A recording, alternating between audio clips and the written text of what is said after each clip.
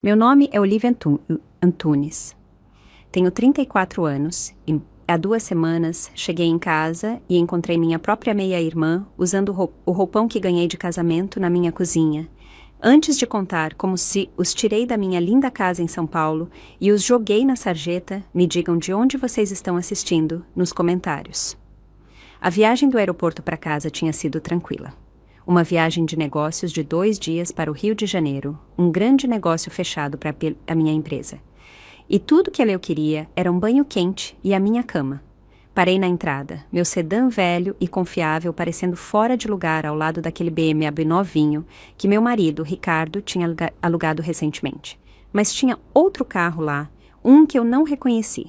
Um conversível branco e esportivo, estacionado com uma arrogância casual que me arrepiou os dentes. Eu imaginei que fosse de algum colega do Ricardo. Ele sempre trazia gente da empresa de investimentos dele para casa, sem me avisar. Peguei minha mala de mão, o peso familiar dela reconfortando na minha mão, e caminhei até a porta da frente. A primeira coisa que me atingiu foi o cheiro.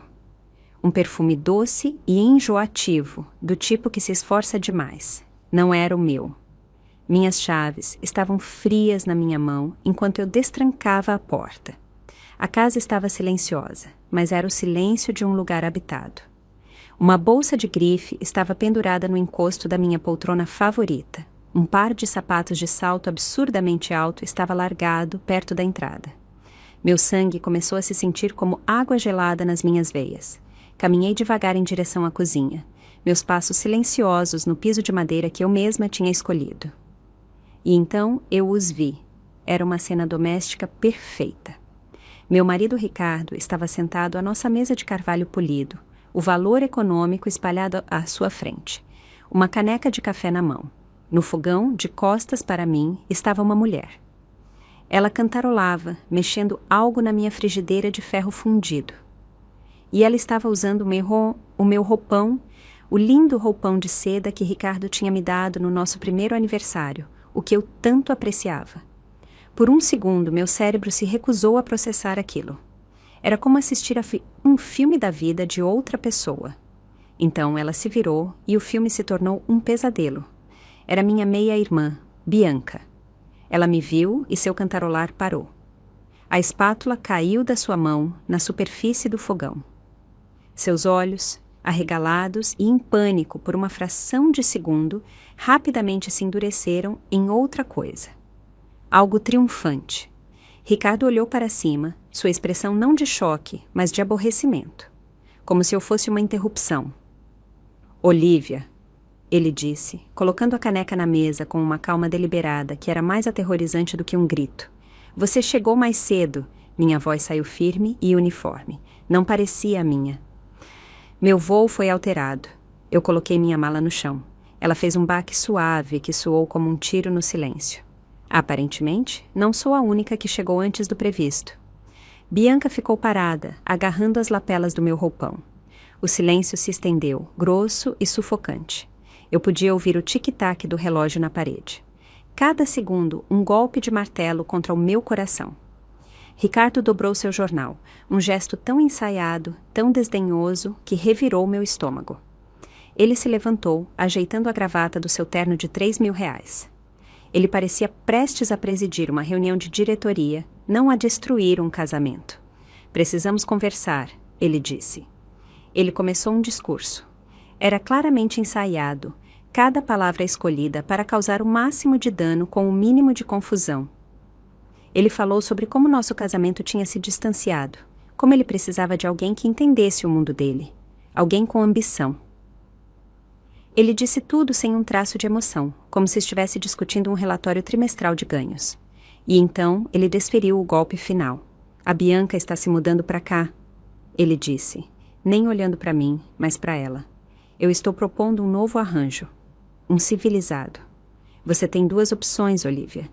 Você pode aceitar a situação e todos nós podemos descobrir uma maneira de coexistir. Ele finalmente virou seus olhos frios para mim. Ou você pode ir embora com o que veio para este casamento, que, como nós 2 sabemos pelo nosso acordo pré-nupcial, é nada, nada. A palavra ecoou na sala. Ele tinha acabado de apagar 8 anos da minha vida, meu trabalho, meus sacrifícios, e valorizou tudo em nada. Olhei para a Bianca, que agora estava sorrindo de lado, um pequeno e presunçoso sorriso em seus lábios. Ela estava gostando daquilo, estava saboreando a minha humilhação. Senti uma estranha calma tomar conta de mim. A dor ainda estava lá, uma coisa quente e afiada sob minhas costelas, mas estava sendo encapsulada em gelo. Pensei na casa, nesta casa que eu tinha pago à vista através da minha empresa. Pensei nos carros na garagem, ambos alugados, sob a minha conta comercial. Pensei nos investimentos, nas economias, na vida inteira que ele achava que era dele. Tudo isso isolado, protegido e de propriedade do pequeno hobby que ele tantas vezes ridicularizava. Ele esperava lágrimas, ele esperava gritos, ele esperava que eu o implorasse. Eu não lhe dei nada disso. Deixei o silêncio pairar no ar por mais um momento. Um cobertor grosso e pesado de arrogância deles e da minha resolução. Olhei para meu marido, o homem que eu tinha amado, e depois para minha meia-irmã, a garota que eu tinha tentado ajudar. Respirei fundo, devagar e de propósito, sentindo o gosto do café amargo e da doce promessa do que estava por vir. Então, abri a boca e disse: "Tudo bem, Ricardo", eu disse, minha voz tão suave quanto vidro. "Você deixou sua posição clara. Estarei fora em 72 horas. O rosto dele, tão cheio de uma certeza presunçosa um momento antes, vacilou com confusão. Essa não era a reação para a qual ele tinha se preparado? Ele esperava uma tempestade, eu estava lhe dando uma calmaria absoluta. Mas para entender essa calma, você precisa entender os 30 anos de tempo que vieram antes. Você precisa voltar ao começo. Minha vida real, a vida de que me lembro, começou no dia em que perdi minha mãe. Eu tinha 8 anos. Ela era a luz do sol, o pão quentinho e o cheiro de tinta. Ela era uma artista, brilhante e gentil, e enchia nossa casinha de cor e risadas. Então veio uma doença, um ladrão silencioso na noite, e ela se foi. Meu mundo ficou cinza. Meu pai, um homem bom e gentil, estava à deriva em seu próprio oceano de tristeza. Nós nos agarramos um ao outro, 2 sobreviventes em uma pequena jangada. Por 2 anos, fomos apenas nós. Ele me ensinou a ser forte e eu acho que, de certa forma, eu o ensinei a sorrir novamente. Então veio a Diana. Ela foi o novo começo do meu pai, uma mulher que ele conheceu em um grupo de apoio a pessoas enlutadas. Ela era legal, uma pessoa perfeitamente agradável, de cor bege, que enchia os espaços silenciosos da nossa casa com conversa em vez de cor. E ela veio com uma filha, a Bianca. Bianca era 1 ano mais nova do que eu, toda cachinhos loiros e olhos azuis arregalados, que sabiam exatamente como conseguir o que queriam. Desde o início, havia uma estranha tensão. Diana bajulava a Bianca, elogiando cada pequena conquista como se ela tivesse descoberto um novo planeta. Meu pai, ainda ferozmente protetor da memória de sua primeira esposa, me tratava com um amor quieto e profundo, que parecia um tesouro secreto.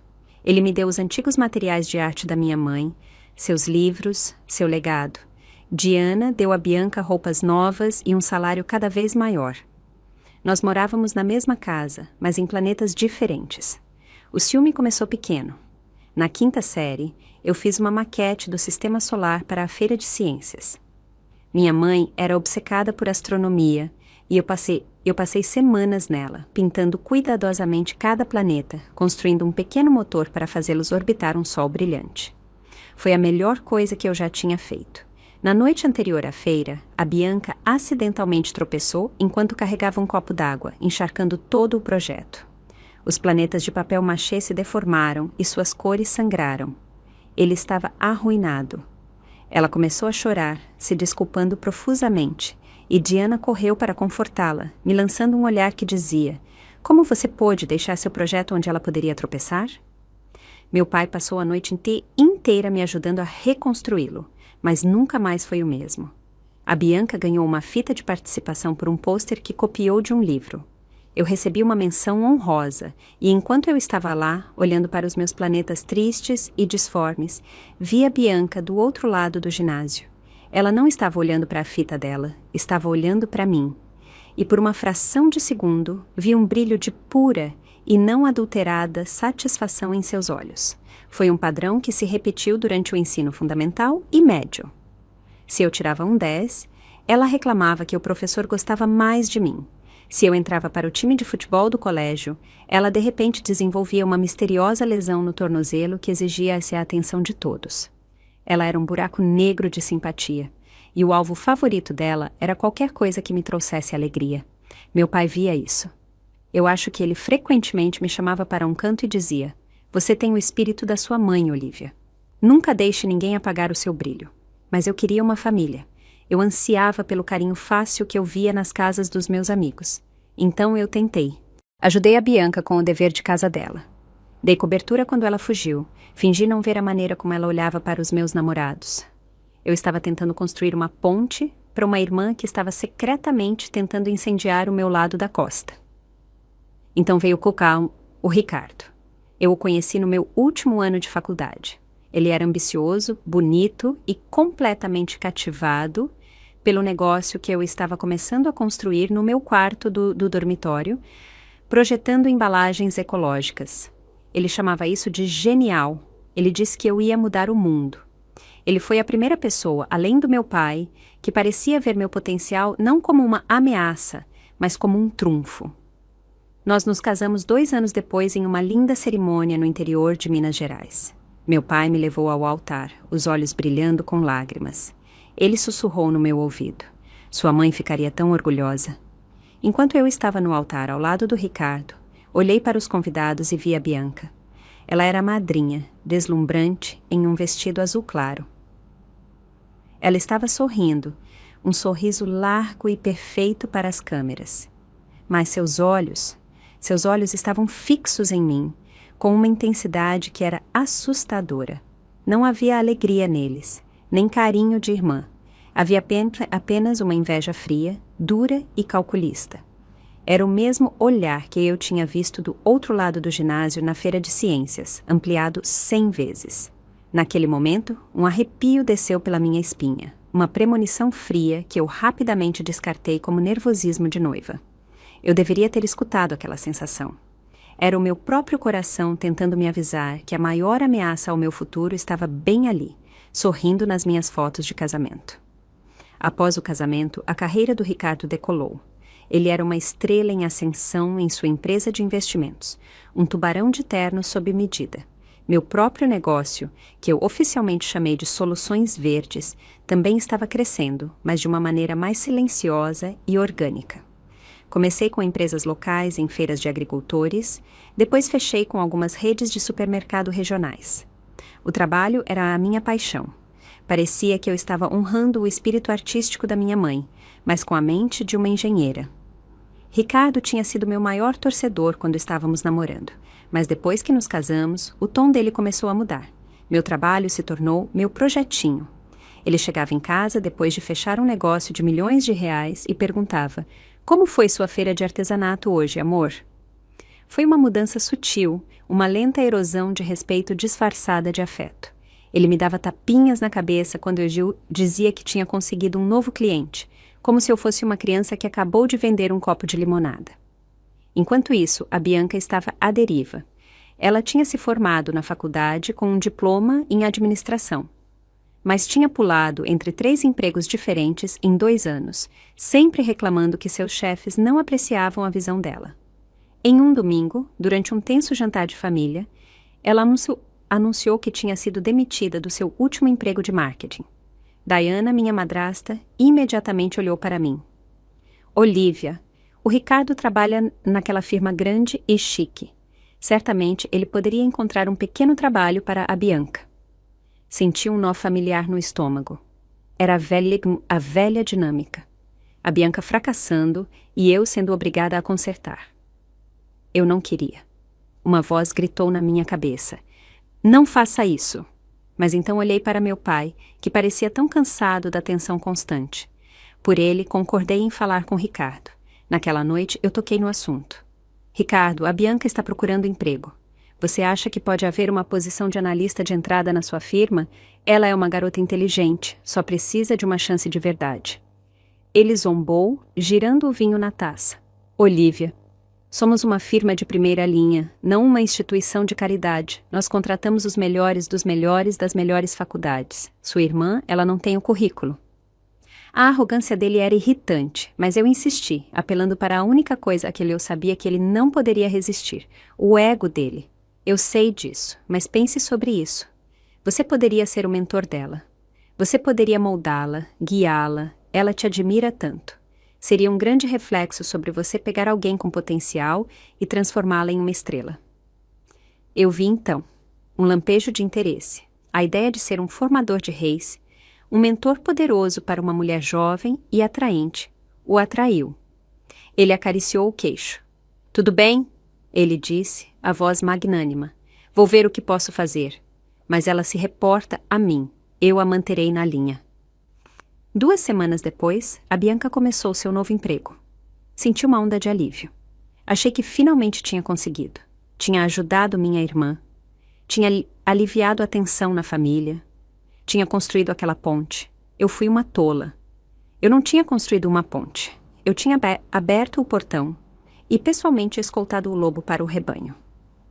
A mudança foi quase imediata. De repente, Ricardo e Bianca tinham todo um mundo de piadas internas e experiências compartilhadas das quais eu não fazia parte.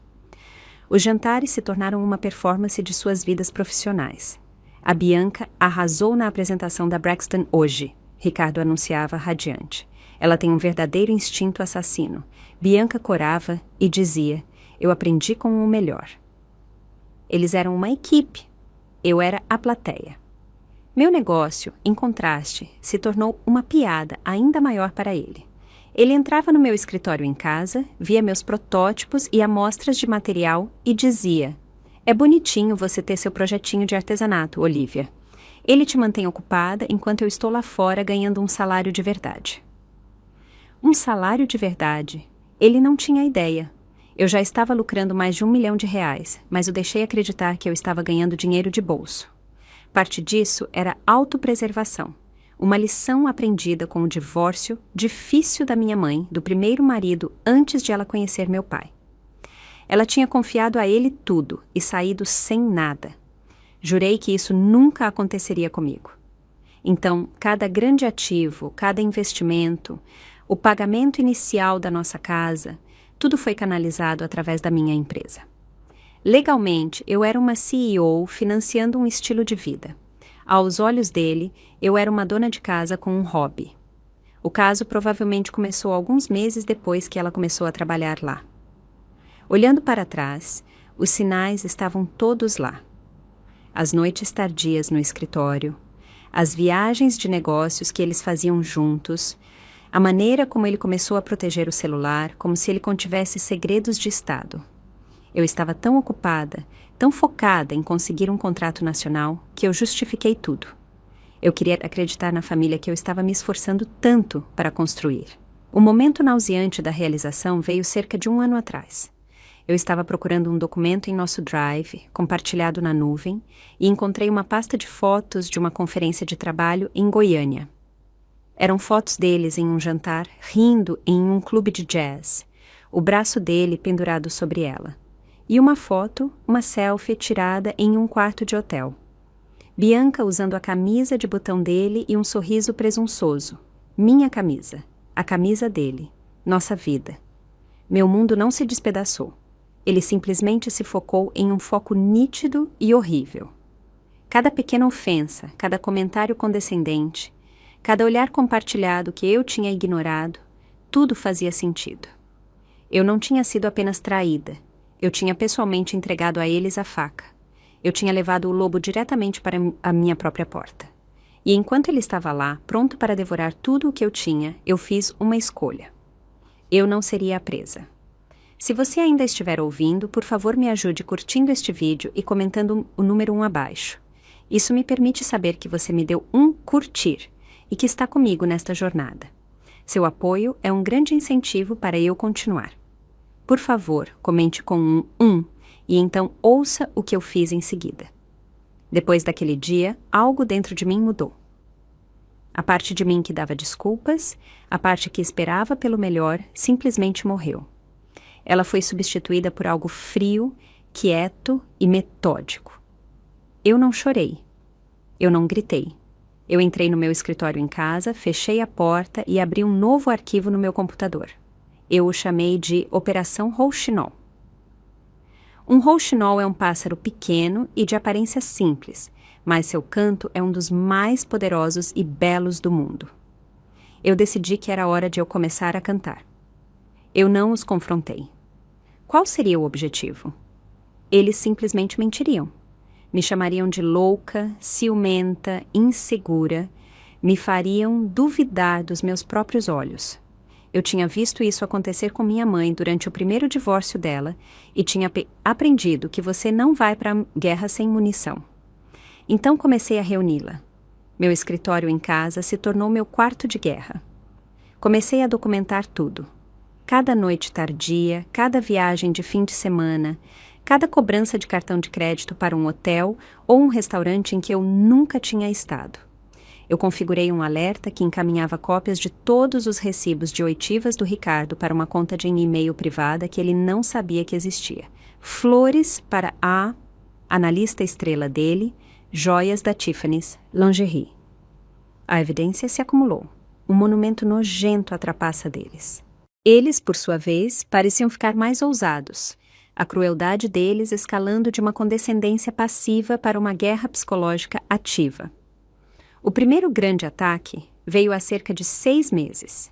Eu estava finalizando uma grande proposta para uma rede de supermercados de orgânicos nacional.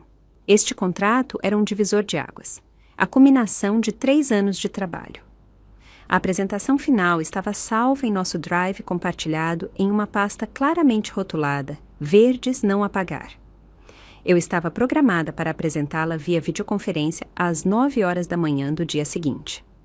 Naquela noite, Ricardo chegou em casa tarde, cheirando ao perfume de Bianca e a uma vitória barata. Ele estava de péssimo humor. Na manhã seguinte acordei, fiz café e sentei à minha mesa para fazer uma última revisão. A pasta tinha sumido. Um pânico gelado me dominou. Procurei em todos os lugares, na lixeira, nos arquivos, em cada canto da nuvem. Ela tinha sido permanentemente deletada. Senti o sangue escoar do meu rosto. Eu corri para o andar de baixo. Ricardo estava na mesa da cozinha lendo seu jornal, a imagem da inocência. Ricardo, eu disse, minha voz tremendo, minha pasta de apresentação das soluções verdes. Sumiu da nuvem. Ele olhou para cima, fingindo uma leve surpresa. Ah, é mesmo? Que estranho! Sabe, eu estava fazendo uma limpeza no drive ontem à noite. Estava ficando tão bagunçado. Eu provavelmente apaguei por acidente. Sinto muito, amor. Ele voltou para o jornal dele. Não achei que seus arquivos de artesanato fossem tão importantes. Eu apenas o encarei. A maneira casual e desdenhosa com que ele disse aquilo. A mentira era tão descarada, tão cruel. Ele sabia exatamente o quão importante a apresentação era. Isso não foi um acidente. Foi sabotagem. Ele estava tentando me manter pequena. Estava tentando me quebrar. Senti um calor de pura raiva subir pelo meu pescoço. Por um momento, quis gritar, jogar minha caneca de café no rosto presunçoso dele, mas não o fiz. Eu apenas me virei e voltei para o andar de cima. Eu tinha um backup em um disco rígido, separado. Eu sempre tenho backups. Mas ele não sabia disso. Passei as próximas 3 horas reconstruindo as partes que tinha atualizado, meus dedos voando sobre o teclado, movidos a café e uma raiva fria. Fiz a minha apresentação às 9 horas da manhã e consegui o contrato. Foi o maior negócio na história da minha empresa.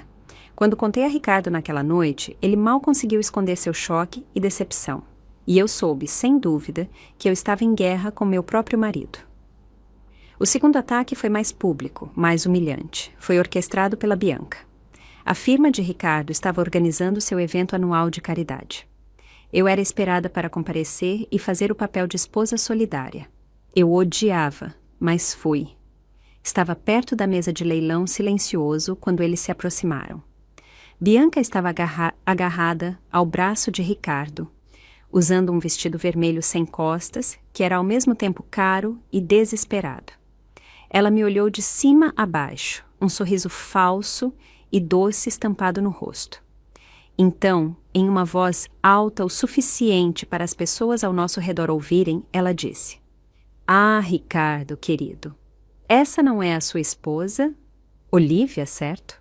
Ela sabia perfeitamente meu nome. "É tão adorável finalmente te conhecer pessoalmente. Ricardo me diz que você faz algo com caixas.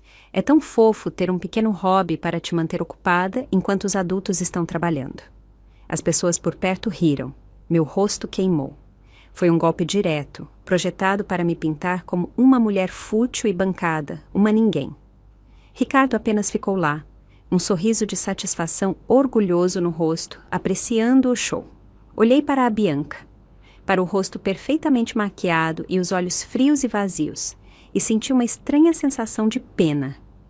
Todo esse esforço, toda essa crueldade, apenas para tentar roubar uma vida que ela nunca poderia construir para si mesma. Eu apenas sorri educadamente. "Design é um campo fascinante", eu disse, minha voz uniforme. "Você deveria pesquisar sobre isso algum dia. Ele te ensina que as estruturas mais bonitas são construídas sobre uma base sólida, algo que não pode ser facilmente quebrado." O sorriso dela vacilou por um segundo. Ela não entendeu o que eu quis dizer, mas sentiu o aço na minha voz. Eles foram embora e eu fiquei lá por mais um minuto, meu coração batendo forte no peito. Naquela noite, fui para casa e liguei para a única pessoa de quem eu sabia que precisaria, uma advogada. Não qualquer advogada, mas a melhor advogada de litígio empresarial de São Paulo. Não lhe contei a história toda. Ainda não. Apenas disse que precisava reestruturar meus ativos corporativos para a máxima proteção de responsabilidade. Foi o primeiro passo oficial na Operação Rouxinol.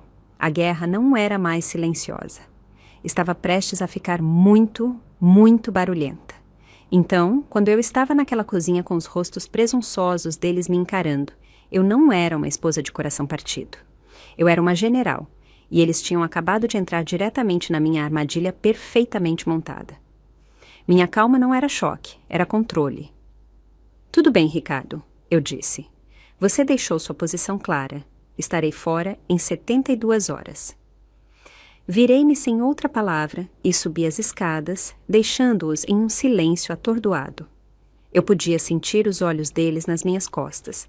Fui direto para o meu escritório, meu verdadeiro escritório, o centro de comando da minha vida, e fechei a porta. Minhas mãos estavam perfeitamente firmes. A parte emocional do meu cérebro tinha se desligado e a parte lógica de CEO tinha assumido o controle total. Sentei na minha cadeira de couro e respirei fundo. Então fiz minha primeira ligação. O telefone tocou 2 vezes antes que uma voz nítida e direta atendesse. Eleonora Ribeiro. Eleonora era minha advogada. Tínhamos trabalhado juntas nos últimos 6 meses fortalecendo as paredes legais da minha empresa. Ela era um tubarão, assim como Ricardo, mas ela era o meu tubarão. "Eleonora, é a Olivia", eu disse, minha voz baixa e uniforme. "É a hora." Houve uma pausa do outro lado e então ouvi o som fraco de digitação. "Entendido?" ela disse. A voz dela estava tão calma quanto a minha. "Vamos prosseguir com o protocolo completo?" "Protocolo completo", eu confirmei. "Operação Rouxinol, ir. Quero um congelamento imediato dos ativos em suas contas pessoais. Tudo no nome de Ricardo Santos, sua conta corrente, sua conta de corretagem pessoal, seu plano de aposentadoria. Deixe as contas corporativas das Soluções Verdes completamente intocadas. Não queremos dar a nossa mão." "Entendido", disse Eleonora. "Vou apresentar a petição de emergência ao tribunal dentro de 1 hora, citando a potencial dissipação de bens conjugais pendente de um pedido de divórcio. Deve ser aprovado pela manhã. E quanto à propriedade?" "Ele está aqui", eu disse, "com ela em um imóvel da empresa." Ouvi a Leonora soltar um assobio baixo. "Ele está facilitando as coisas", ela disse, um toque de admiração em sua voz. "Vou mandar preparar a notificação de cessação e a ordem de despejo. Ordem padrão de evacuação de 24 horas. Vamos servi-lo com tudo de uma vez." Quando você quer fazer isso? 72 horas a partir de agora, eu disse. Deixe-os ter a pequena vitória deles por alguns dias. Eu quero que eles se sintam seguros. Fria. Eu gostei, disse Eleonora. Estarei pronta. Fique forte, Olivia. Eu desliguei. Uma peça no tabuleiro de xadrez movida para a posição. Minha segunda ligação foi para minha diretora financeira, uma mulher brilhante chamada Maria, que estava comigo desde o começo. Ela sabia mais sobre as finanças da minha empresa do que eu. Ela também sabia os contornos gerais da minha situação com Ricardo. Maria, eu disse quando ela atendeu, execute a Operação Rouxinol. Com absoluto prazer, ela respondeu, a voz cheia de uma lealdade feroz que quase me deixou emocionada. Quase. Quão queimada você quer a terra? Eu quero que seja visível do espaço, eu disse. Comece o processo de documentar formalmente todos os ativos corporativos. Quero um inventário completo e um relatório de avaliação prontos para ir. A casa, os veículos, os móveis que compramos para o retiro executivo. Eu dei uma ênfase sarcástica nas últimas duas palavras. Quero cada recibo, cada título, cada escritura, tudo trancado e carregado. Considere feito, disse Maria. Eles não saberão o que os atingiu. Eu encerrei a chamada. A máquina agora estava em movimento. Todas as peças que eu tinha colocado tão cuidadosamente em seu lugar no último ano estavam se movendo em direção à sua inevitável conclusão. Eu me recostei na minha cadeira e finalmente me permiti sentir o silêncio da casa. Mas não estava silenciosa. Levemente, através das tábuas do piso e dos dutos de ar, eu podia ouvir as vozes deles vindas da cozinha abaixo. Eles não estavam sussurrando. Eles estavam rindo. Eu rastejei até o duto no canto do meu escritório e ouvi. Não acredito como foi fácil. Bianca estava dizendo, a voz eufórica. Eu pensei que ela fosse lutar, gritar ou algo assim. Ela simplesmente se dobrou. Ela sabe que não pode vencer? A voz de Ricardo respondeu, profunda e presunçosa. Sem mim, ela não é nada. O blog de artesanato dela não pode pagar por este estilo de vida. Ela é inteligente o suficiente para saber disso. Agir com dignidade é a única opção dela. E agora, o que acontece? Bianca perguntou. Ela realmente vai embora? Ela tem que ir. Em 72 horas, esta casa é oficialmente nossa. Nós podemos finalmente começar nossas vidas. Senti um sorriso amargo tocar meus lábios. Nossa casa. Nossas vidas. A arrogância era de tirar o fôlego. Então Bianca fez a pergunta que fez meu sangue gelar novamente. Devíamos trocar as fechaduras? Houve uma pausa. Então Ricardo riu. Depois que ela for embora, ele disse, não vamos ser cruéis. Cruel?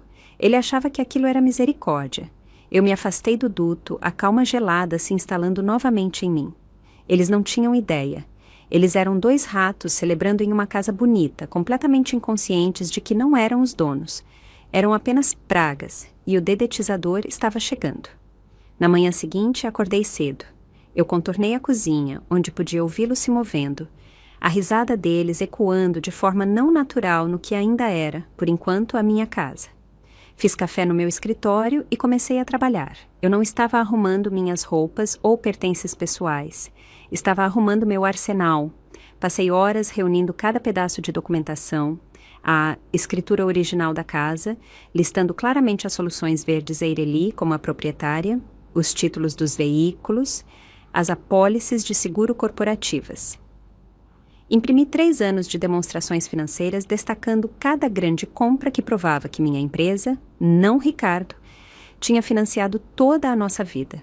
Compilei tudo em 3 pastas idênticas, cada uma com um rótulo nítido e limpo. Santos V. Antunes Ativos Corporativos. Por volta do meio-dia, eles finalmente saíram do quarto. Estavam agindo como se estivessem em lua de mel. Ele estava com sua roupa de golfe. Ela estava com uma das minhas roupas de yoga. Eles estavam saindo para o dia. Ao saírem, Ricardo parou na parte inferior da escada e olhou para a porta do meu escritório. Tente não fazer muita bagunça com a sua mudança, Olivia. Ele gritou. Tenho clientes vindo para um drink na próxima semana. Quero que o lugar pareça apresentável. Eu não respondi. Eu apenas ouvi a porta da frente se fechar atrás deles. o som da risada dele se esvaindo enquanto eles se afastavam no carro da empresa. Mais tarde, naquela tarde, os transportadores chegaram. Era uma pequena equipe, apenas 2 homens de uma empresa que eu usava para a logística do meu negócio. Eles me conheciam como Sra. Antunes, a CEO. Eles não tinham ideia sobre o drama que se desenrolava naquela casa. Ricardo e Bianca tinham acabado de voltar do dia deles. Estavam sentados no pátio, bebendo coquetéis, quando o caminhão de mudança parou na entrada. Eu vi Ricardo se levantar, um sorriso presunçoso se espalhando pelo rosto dele. Ele claramente pensou que aquilo era eu fazendo um grande show de tirar minhas coisas. Eu encontrei os transportadores na porta. Boa tarde, eu disse de forma nítida. Estamos apenas movendo o conteúdo do escritório em casa hoje. Nada mais. Eles assentiram e começaram a trabalhar. Eles trouxeram carrinhos e caixas, movendo-se com uma eficiência silenciosa.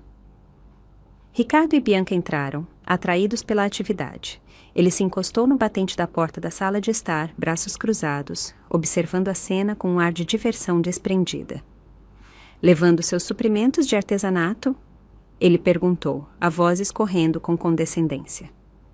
Algo parecido, eu respondi sem olhar para ele. Eu dirigi os transportadores enquanto eles empacotavam cuidadosamente meus computadores, minhas impressoras, meus arquivos cheios de patentes e contratos. Eles embrulharam meus prêmios de design em plástico bolha. Eles desmontaram a grande mesa de carvalho que tinha sido um presente do meu pai. Bianca vagou, pegando coisas e as colocando de volta, agindo como se fosse a senhora da casa, inspecionando o trabalho dos funcionários. Ela tinha abraçado completamente seu novo papel. As roupas dela já estavam misturadas com as minhas no closet principal. A maquiagem dela tinha tomado conta do meu lado da bancada do banheiro. Sabe, ela disse, passando o dedo ao longo de uma estante de livros. Eu amo o que você fez com a casa, mas quando ela for oficialmente nossa, acho que provavelmente vou atualizar tudo. Seu estilo é um pouco antiquado. Design é subjetivo, eu disse agradavelmente, meus olhos seguindo uma caixa rotulada Contratos Internacionais, enquanto ela era levada para fora pela porta. 1 hora depois, meu escritório estava vazio. A sala parecia austera e nua. Os transportadores carregaram a última caixa no caminhão, e eu assinei a papelada deles. Enquanto o caminhão se afastava, Ricardo bateu as mãos levemente. Bem, ele disse com um ar de finalidade. Acho que é isso. Fico feliz que pudemos fazer isso de forma tão amigável. Eu apenas assenti e voltei para o andar de cima, para a sala vazia. A mudança real podia esperar. Eu tinha mais um dia da farsa deles para aguentar. Aquela noite foi a mais longa da minha vida. Eles pediram comida japonesa cara e assistiram a um filme na sala de estar, rindo e se abraçando no sofá que eu tinha pago. Eu fiquei no meu escritório vazio, fazendo algumas ligações finais com meu laptop no chão. Mais tarde, enquanto eu estava caminhando pelo corredor para o quarto de hóspedes onde eu estava dormindo, passei pela porta aberta do quarto principal. Bianca estava lá dentro. Ela estava sentada na minha penteadeira, a que tinha pertencido à minha avó, e estava vasculhando minha caixa de joias. Eu congelei na porta, escondida nas sombras. Assisti enquanto ela pegava um delicado medalhão de ouro. Não era caro, mas era minha posse mais preciosa. Tinha sido da minha mãe, uma herança do coração. Ele guardava uma foto minúscula dela e uma foto minúscula minha quando bebê. Bianca abriu o medalhão. Ela ficou olhando para as fotos por um momento, sua expressão ilegível. Então, ela o fechou com um clique. Ela soltou a corrente e, com um movimento lento e deliberado, a prendeu em volta do próprio pescoço. Ela olhou para seu reflexo no espelho, virando a cabeça de um lado para o outro, um pequeno e presunçoso sorriso brincando em seus lábios. Você não vai mais precisar disso. Ela sussurrou para o seu próprio reflexo. Eu acho que fica melhor em mim, de qualquer maneira. Uma onda de calor me dominou, tão intensa que pensei que poderia desmaiar. Foi uma violação tão profunda, tão pessoal, que transcendeu tudo o mais. Ela não estava apenas pegando meu marido e minha casa. Estava tentando pegar meu passado, estava tentando me apagar. Eu recuei da porta, minhas mãos fechadas em punhos, minhas unhas cravando nas minhas palmas. O gelo nas minhas veias tinha se transformado em fogo. A CEO, calma e calculista, tinha ido embora, e em seu lugar estava uma mulher que tinha acabado de ser levada ao seu limite. 72 horas tinham sido uma gentileza. Agora parecia uma eternidade. O amanhã não podia chegar rápido o suficiente. A manhã do terceiro dia amanheceu clara e brilhante. Um dia perfeito para uma demolição. Eu estava acordada antes do sol, uma calma estranha e total se instalando em mim durante a noite. A raiva de ver Bianca com o colar da minha mãe tinha queimado todo o resto. A dúvida, a dor, a tristeza, tudo corrotou. O que restou foi propósito. Eu arrumei meus pertences pessoais, não em caixas de mudança, mas em 2 malas, as roupas que eu amava, os livros que importavam, as fotos da minha mãe. Eu trabalhei silenciosamente, metodicamente. Deixei a caixa de joias na penteadeira vazia, exceto por alguns brincos soltos. O medalhão ainda estava faltando. Desci às 8h30 da manhã em ponto. Ricardo e Bianca estavam na cozinha, encenando a cena final de sua pequena peça. Ele estava vestido para o trabalho, lendo seu jornal. Ela estava com uma das minhas roupas de ginástica fazendo um smoothie. Eles já estavam olhando para folhetos de uma viagem para Búzios, espalhados pela ilha da cozinha, planejando sua turnê da vitória. Bom dia, disse Ricardo, sem olhar para cima. As 72 horas terminam ao meio-dia. Eu confio que você terá ido embora até lá. Não se preocupe, eu disse, servindo-me uma última xícara de café. Tudo está exatamente como planejado. Bianca sorriu para mim por cima da borda do copo de smoothie dela. Não se esqueça de deixar suas chaves no balcão, Olivia. Eu apenas sorri. Ficamos em um estranho silêncio pelos próximos 20 minutos, eles arrumando papéis e sussurrando sobre piscinas infinitas. Eu, tomando meu café e observando o relógio na parede. 9 da manhã, 9h05, 9h10. Exatamente às 9h15 da manhã, a campainha tocou. Seu toque alegre cortou a tensão como uma faca. Ricardo olhou para cima, irritado. Você está esperando alguém? Seus transportadores estão voltando? Não, eu disse, levantando-me. Meus transportadores já terminaram, eu atendo. Caminhei até a porta da frente, meu coração uma batida firme e pesada no peito. Eu não me sentia nervosa. Eu me sentia viva. Abri a porta. Um homem estava na varanda. Ele tinha seus 50 anos, com um rosto cansado e um terno cinza discreto. Ele segurava um grosso envelope de papel pardo. Ele era exatamente quem eu estava esperando. Eu estou procurando por Ricardo Santos, ele disse, a voz monótona. Esse é meu marido. Eu disse um pouco alto demais. Eu me virei e chamei para dentro da casa. Ri, querido, tem alguém aqui para você. Ricardo apareceu no corredor, seu rosto uma máscara de irritação. O que é? Eu vou me atrasar para o trabalho. O homem na varanda estendeu o envelope. Ricardo Santos, você foi intimado. As palavras pairaram no ar.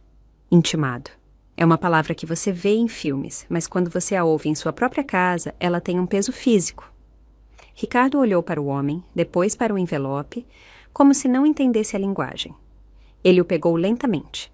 O homem assentiu secamente, virou-se e caminhou de volta pelo caminho até seu carro. Eu fechei a porta, deixando-nos todos lá dentro. Ricardo rasgou o envelope. Os olhos dele examinaram a primeira página. Eu assisti ao rosto dele enquanto ele processava as palavras. Um fascinante balé em câmera lenta de emoções. Primeiro, confusão, sua testa se franzindo, então, descrença. Ele balançou a cabeça ligeiramente, como se para clarear. Ele leu a página novamente, e então, finalmente, o rosto dele começou a se avermelhar profundamente. Raiva. Ele olhou para mim, os olhos arregalados e selvagens. Ele cutucou os papéis na mão com o dedo. O que é isso? Ele cuspiu, as palavras saindo em um sussurro abafado. É exatamente o que parece, eu disse, minha voz perigosamente calma. Documentos de divórcio. Ele rugiu, a voz finalmente se libertando. Você está me divorciando? Depois de tudo o que eu fiz por você, depois de eu generosamente lhe dar 2 opções? Eu escolhi uma terceira opção, eu disse, tomando um gole do meu café. Ele agitou os papéis para mim como uma arma. Isso é insano. Uma notificação de cessação? Que diabos é uma notificação de cessação? É uma ordem legal. Eu expliquei como para uma criança, informando que você está atualmente residindo em uma propriedade das Soluções Verdes. Como CEO daquela empresa, eu estou formalmente instruindo você a desocupar o local. Ele me encarou, a boca abrindo e fechando. Ele olhou para as paredes, para o chão, como se os estivesse vendo pela primeira vez. Esta é a minha casa. Eu pago a hipoteca. Não, você não paga, eu disse simplesmente. Você transfere dinheiro para uma conta conjunta todo mês e a minha empresa paga a hipoteca. Uma empresa que você pensava que era um pequeno projeto de artesanato. Bianca tinha aparecido na porta da cozinha, atraída pelos gritos. O rosto dela estava pálido, os olhos dela se movendo entre nós. Ricardo? O que está acontecendo? Ricardo a ignorou. A raiva dele estava focada inteiramente em mim. Ele estava respirando pesadamente. Seu terno de R$3.000 de repente parecendo barato e mal ajustado. O poderoso banqueiro de investimentos tinha ido embora, substituído por um animal encurralado e confuso. Isso não pode ser legal, ele gritou, agitando os papéis tão forte que eles chacoalharam. Eu vou ligar para o meu advogado. Ele vai destruir você. Você não vai conseguir nada, Olivia. O acordo pré-nupcial é a prova de balas. Você vai sair sem nada. Ele ainda estava gritando, a voz dele ecoando no grande hall de entrada que ele achava que era dele. Quando a campainha tocou novamente, Ricardo congelou, sua tirada interrompida. Todos nós olhamos para a porta. Não se preocupe, eu disse, um sorriso de verdade finalmente surgindo. Eu atendo essa também. Acredito que seja para você. Ele me encarou, um brilho de medo genuíno finalmente entrando em seus olhos. Ele não entendia o que estava acontecendo, mas estava começando a perceber que o jogo que ele pensava que tinha vencido nunca tinha nem começado. Abri a porta. Parada na varanda, parecendo impecável em um terno cinza de calça, estava minha advogada, Eleonora Ribeiro. Ela me deu um pequeno e afiado aceno e então olhou para Ricardo por cima do meu ombro. Senhor Santos, ela disse, a voz dela cortando o ar como um pedaço de gelo. Acredito que temos algumas coisas para discutir. Ricardo olhou para Eleonora como se ela fosse uma aparição. Ele sabia quem ela era. Eleonora Ribeiro tinha uma reputação nos círculos legais de São Paulo. Ela era brilhante, implacável e nunca perdia. Vê-la em sua porta me representando era como ver um tanque parar do lado de fora de seu escritório. A cor escoou do rosto dele. Eleonora Ribeiro? Ele gaguejou. O que você está fazendo aqui? Estou aqui representando minha cliente, senhora Olivia Antunes, disse Eleonora entrando. Ela não esperou por um convite. Ela era dona do espaço no momento em que entrou nele. Ela olhou para os papéis de divórcio na mão dele. Vejo que você recebeu os documentos de abertura. Vamos considerar isso como o resumo executivo da sua nova realidade. Bianca, que tinha ficado congelada na porta da cozinha, finalmente encontrou sua voz. Ricardo, quem é essa mulher? Do que ela está falando? Eleonora virou seu olhar frio e analítico para Bianca. Você deve ser a senhorita Bianca, ela disse, a voz desprovida de qualquer calor. O novo arranjo, a maneira como ela disse aquilo, fez com que soasse como algo que você encontraria crescendo em uma placa de Petri. Eleonora passou por eles e colocou sua maleta de couro na mesa da sala de jantar, abrindo-a com 2 cliques nítidos. Senhor Santos, talvez você devesse se sentar. Você parece um pouco instável. Ricardo não se moveu. Ele ainda estava atordoado. Isso é uma piada, ele disse, tentando recuperar o controle. Uma tática de medo. Nosso acordo pré-nupcial protege meus ativos, esta casa, meu salário, meus investimentos. Eleonora pegou um documento grosso e encadernado. Era uma das pastas que eu tinha preparado. Ela a deixou cair na mesa com um baque pesado e definitivo. Vamos falar sobre ativos, certo? Ela disse, abrindo-a. Vamos começar com esta casa. Você parece estar sob a impressão de que é propriedade conjugal. Não é. Ela deslizou uma cópia da escritura sobre a mesa. Ela foi comprada em 12 de maio, 4 anos atrás, pelas Soluções Verdes Eireli, como um retiro executivo corporativo. Você tem vivido em um imóvel da empresa, Sr. Santos. Sem aluguel, eu poderia acrescentar um benefício tributável que você falhou em declarar nos últimos 4 anos. O fisco ficará muito interessado em ouvir sobre isso. O queixo de Ricardo ficou frouxo. Ele olhou para a escritura, para o endereço familiar e o nome desconhecido do proprietário. Soluções Verdes.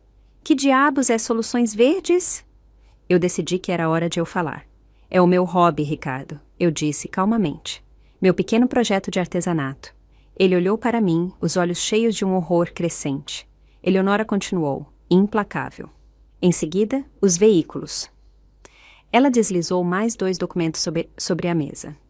O sedã Mercedes que você dirige e o conversível BMW que a senhorita Bianca tem desfrutado são ambos alugados pelas Soluções Verdes como carros da empresa. Os contratos de aluguel estão no nome da empresa. O seguro está no nome da empresa.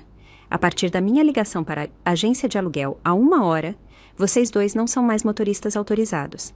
Eles serão recuperados até o final do dia. Bianca soltou um pequeno suspiro. Meu carro! Você não pode pegar meu carro? Nunca foi seu carro. Eleonora a corrigiu, nem se dando ao trabalho de olhar para ela. Agora para as finanças. Ela virou para uma nova seção da pasta. Nos últimos 8 anos, você ganhou um salário substancial.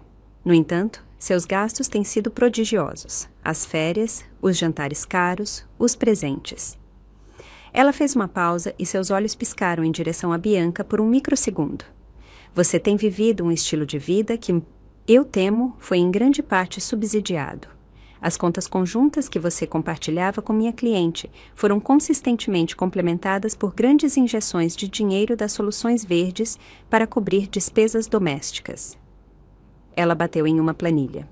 De acordo com o acordo pré-nupcial, cada um de vocês tem direito a metade dos ativos adquiridos durante o casamento que não são protegidos como propriedades comerciais separadas. O negócio de minha cliente e todas as suas propriedades são, claro, inteiramente separadas.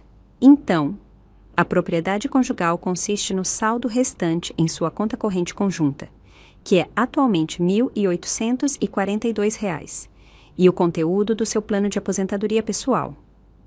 Ela olhou para ele. Após 8 anos de casamento com uma mulher que você acreditava ser financeiramente dependente de você, sua parte do patrimônio conjugal chega a aproximadamente R$ 147 mil, para ser generosa.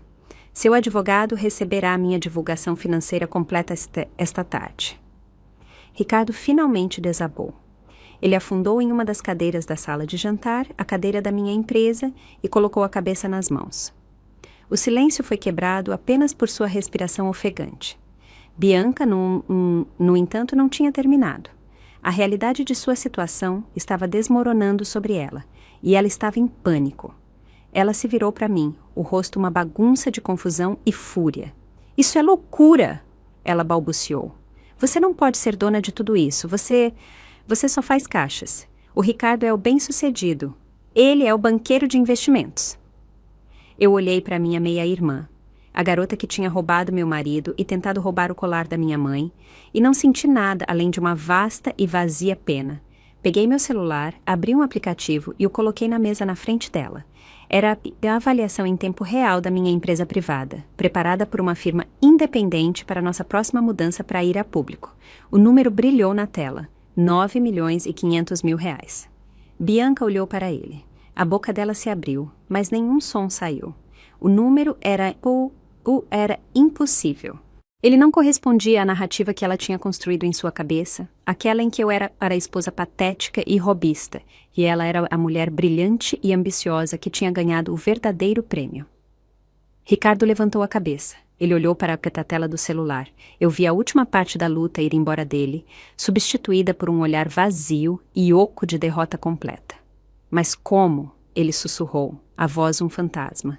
Você estava tão ocupado olhando para baixo para o meu trabalho que nunca se deu ao trabalho de realmente olhá-lo, eu disse. Você estava tão confiante em sua própria superioridade que não podia imaginar que eu estava construindo um império bem debaixo do seu nariz. Eleonora fechou sua pasta com um estalo afiado e final. Então, para reiterar, ela disse, a voz agora contendo a finalidade nítida do martelo de um juiz. Vocês têm 24 horas para desocupar esta propriedade. Vocês deixarão as chaves no balcão. Vocês levarão apenas seus pertences pessoais.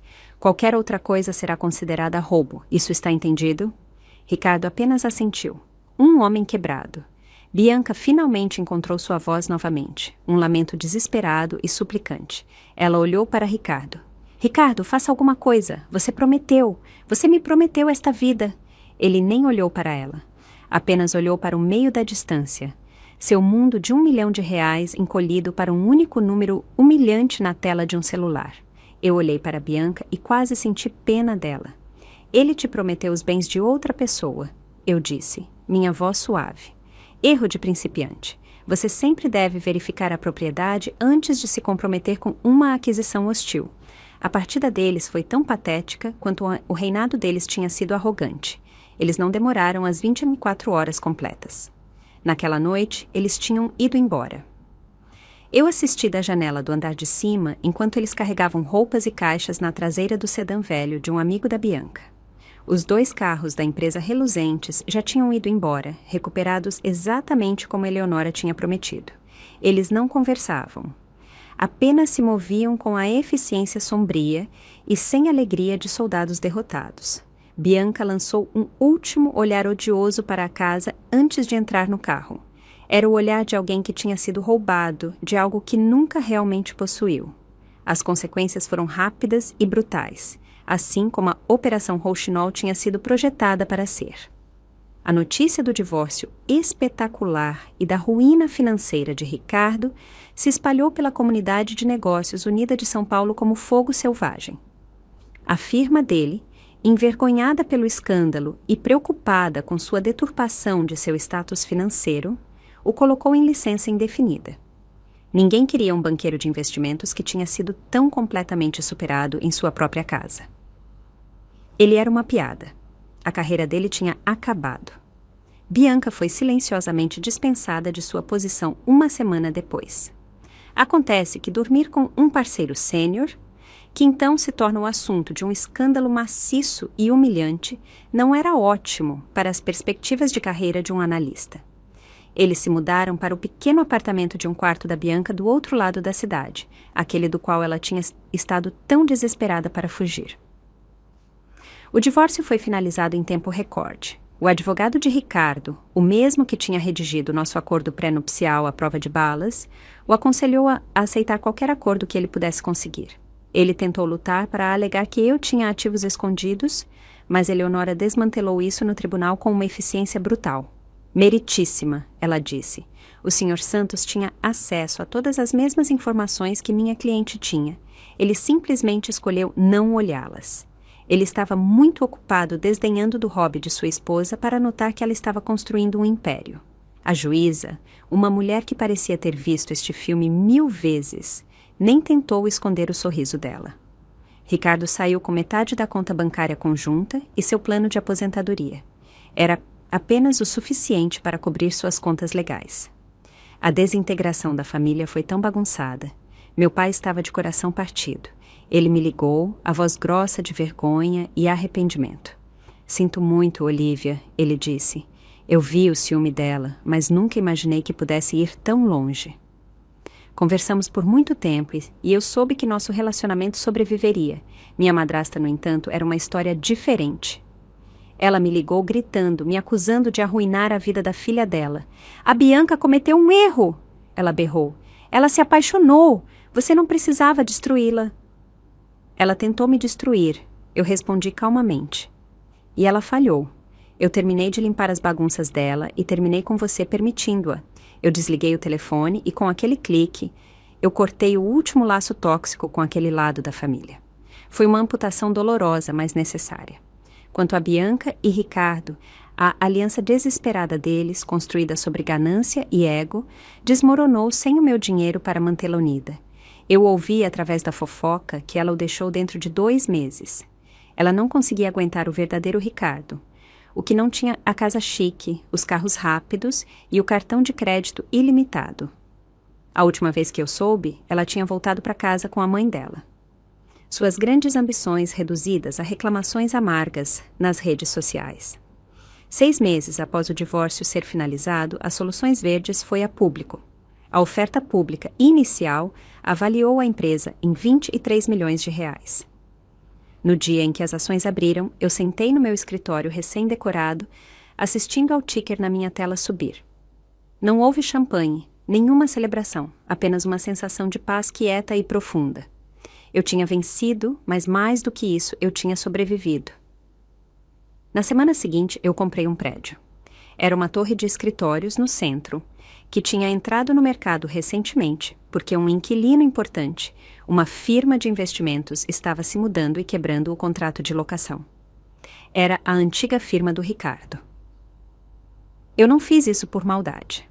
Fiz isso porque era o local perfeito para o meu próximo projeto. Eu converti os 3 andares superiores no Centro de Empreendedorismo Helena Antunes, uma incubadora de design e espaço de coworking para jovens, mulheres que estão começando seus próprios negócios. A peça central é a Bolsa de Estudos Helena Antunes, nomeada em homenagem à minha mãe, um substancial fundo universitário projetado para ajudar jovens mulheres talentosas que, de outra forma, poderiam ser negligenciadas. Às vezes, tarde da noite, eu penso sobre aquela manhã na minha cozinha. Eu penso sobre Bianca no meu roupão e Ricardo explicando minha nova e patética realidade. Eles achavam que eram tão poderosos. Achavam que tinham todas as cartas. Eles nunca entenderam que o verdadeiro poder não é sobre o que você pode tirar de outra pessoa. É sobre o que você pode construir para si mesmo. Ele tentou me colocar em uma caixa, uma pequena caixa de hobby que ele poderia controlar. Ele nunca percebeu que eu era a única que estava projetando o mundo inteiro fora dela. Muito obrigada por ouvir minha história até o fim. Significa o mundo para mim poder compartilhá-la. Tantos de nós já enfrentamos traição das mesmas pessoas que deveriam nos amar. E é importante saber que você não está sozinha. Minha pergunta para você é: qual é um conselho que você daria a alguém que está apenas começando a reconstruir sua vida após um grande revés? Eu adoraria ler sua sabedoria nos comentários abaixo. E se minha história ressoou com você, por favor, considere curtir este vídeo e se inscrever no canal. Seu apoio realmente ajuda.